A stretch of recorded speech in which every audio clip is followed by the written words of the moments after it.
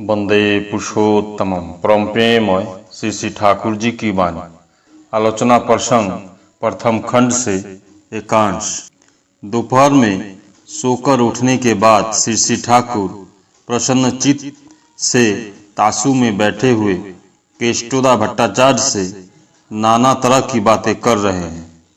श्री श्री ठाकुर कितनी बातें मन में उठती है, उन्हें निहायत कल्पना नहीं कह सकते। स्मृति जैसी ही प्रतीत होती है।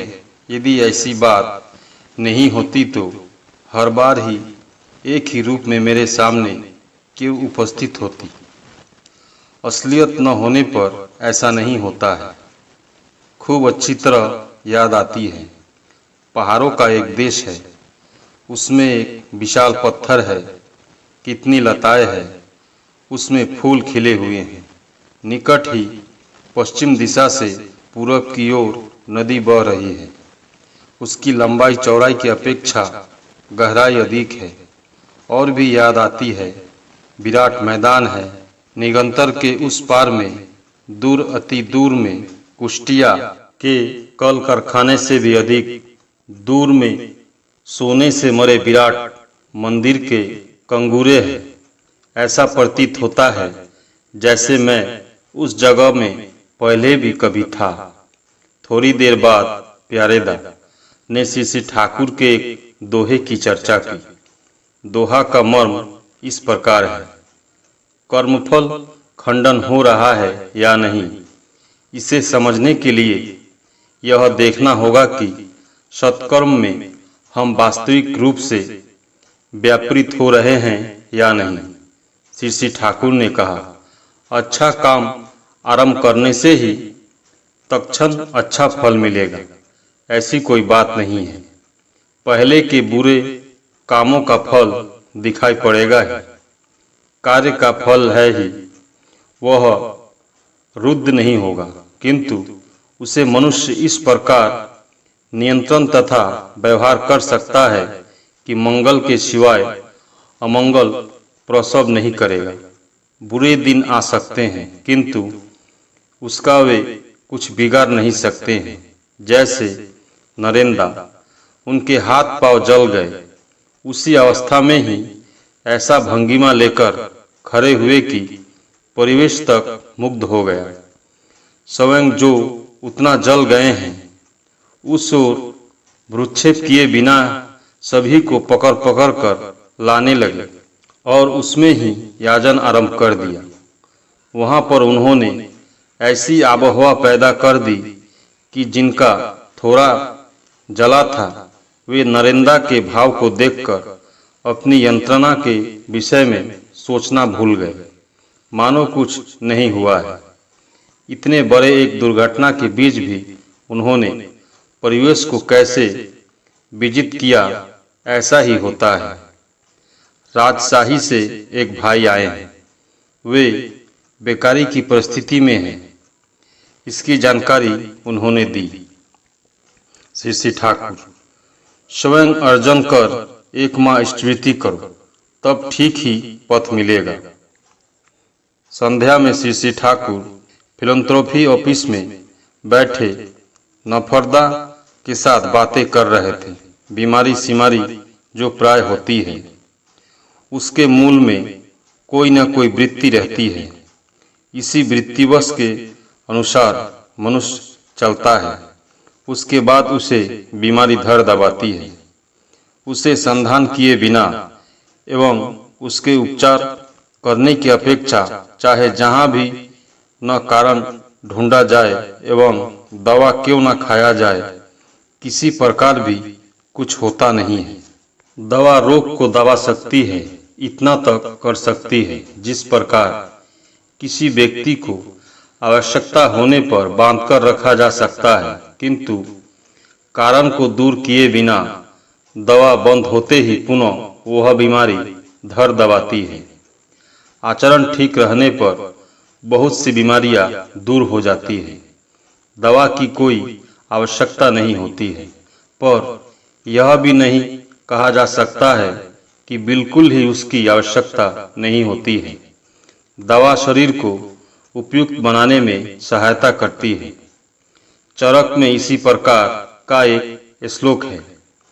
बहुतों को खान पान के विषय में इतनी रोक टोक है कि उसकी बीमारी के लिए यदि उसे कुछ दिनों तक थानकुनी का झोल पीने दिया जाए तो वह आंख मुंह चमकाकर अजीज होकर कहेगा, थानकुनी थानकुनी थानकुनी। श्री श्री ठाकुर ऐसी विचित्र भंगिमा में कहने लगे कि सभी उनकी उस भाव भंगिमा को देखकर हंसते हंसते लोटपोट हो गए। आंखों से और कुछ देख नहीं पाते हैं। नीच घर के लोगों की ऐसी ही चाल होती है। मैंने बाबूजी से पहले ही कहा था तो उन्होंने मेरी बातों को नहीं माना। छोटे खानदान की लड़की के बिना उनका काम ही नहीं चलता था। मेरे जीवन को उन्होंने बिल्कुल बर्बाद कर दिया, पर दरअसल उसकी पसंद के अनुसार ही वह विवाह संपन्न हुआ था। बड़े यत्न से जब स्वामी को स्त्री उपयुक्त पथ्य देने जाती है तो गुस्से में उस पर वह खड़ाऊ फेंक कर मारता है, जिससे उसकी कमर घायल हो जाती है। लोभवश मनुष्य क्या कर सकता है और क्या नहीं कर सकता है, कुछ कहा नहीं जा सकता है। चाहे मनुष्य जिस नियम का पालन क्यों न करे, उसमें भी वह अपनी मृत्यु को छोड़ता नहीं है। अगर वह थानकुनी का झोल पिएगा तो उसमें भी वह हर दिन मिर्चाई का टुकड़ा रखेगा ही। भात खाते समय भी 2 चम्मच घी डालकर कहेगा, इसके बिना चल ही नहीं सकता है। इतना परहेज करना क्या मुझसे संभव है? ऐसी बदपरहेजी करने के बावजूद वह सोचता है कि वह ठीक तरह से चल रहा है। मनुष्य अपनी वृत्ति के विषय में कैसा बेहोश और अंधा बना रहता है।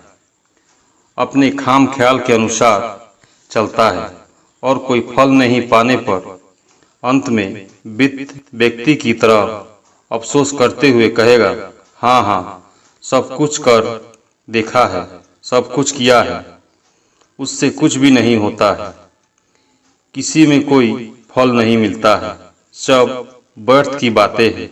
इसलिए ही भगवान का एक दूसरा नाम भी है विधि। विधि को माने बिना किसी को भी समर्थ की रास्ता नहीं है। मनुष्य प्रवृत्ति की विधि को नहीं मानता है, किंतु जीवन की विधि को, सुख की विधि को नहीं मानता है। इसलिए दुख अनिवार्य होता है। तुम बीमार पड़ते हो और उस समय तुम्हें कटहल खाने की इच्छा होती है और खाते भी हो। एक कटहल खाने के फलस्वरूप जीवन भर कटहल खाना बंद हो जाता है। यदि पहले से नहीं खाते तो कटहल खाने का पथ खुला रहता। इसलिए समझबूझकर चलने की आवश्यकता है। सोचकर देखना चाहिए किस नियम एवं कायदे से, किस प्रकार चलने से, घूमने फिरने या खाने या कैसे आचरण से तुम अच्छे रह सकते हो, उसी प्रकार चलना चाहिए। पावना के स्कूलों के जिला निरीक्षक आए हुए हैं। उन्होंने पूछा, स्वास्थ्य ठीक रहने पर अधिक खाने पर भी अनेकों को क्षति नहीं होती है, अच्छी तरह पचा लेते हैं। श्री श्री ठाकुर, आवश्यकता से अधिक खाने पर ही तो उसका दबाव हमारे पेट, स्नायु, हृदय इत्यादि को वहन करना होगा। किंतु हम लोग तो और के शुक्र और डिम्बाशय के फल है। एक सीमित शक्ति लेकर पैदा हुए हैं और उसी के बल पर चल रहे हैं। इस जीवनी शक्ति को ही आयु कहा जाता है। यदि व्यर्थ में उस आयु का अपव्यय करे, यह तो खत्म होगा ही, शरीर भी दुर्बल होगा। बहुत बाद में यह पता चलता है। 50 वर्ष की आयु में शरीर पर अत्याचार करने पर भी आपको कुछ नुकसान नहीं पहुंच सकता है। 60 वर्ष की आयु में देखेंगे कि 80 वर्ष में जो आपका शरीर नाकामयाब और जीर्ण होता है वैसा हो गया है। अनियम का फल तो है ही।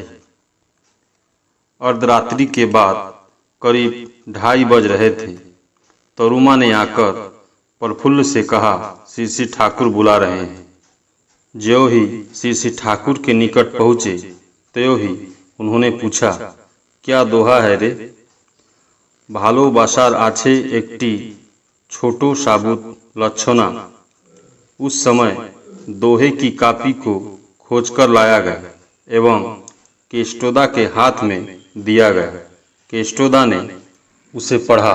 पढ़ने के बाद श्री ठाकुर ने कालिदासी माँ को बुलाकर कहा, सुनो कालिदासी, दोहे का अर्थ यह है, चाहे प्रिय की देखभाल करने के लिए हजारों व्यक्ति क्यों न रहे, स्वयं न देखने पर, तत्वावधान न करने पर, उपयुक्त व्यवहार और व्यवस्थिति लेकर प्रिय के हर कार्य में व्यापृत रहे बिना प्रेम करने वाले व्यक्ति को किसी प्रकार भी तृप्ति नहीं मिल सकती है।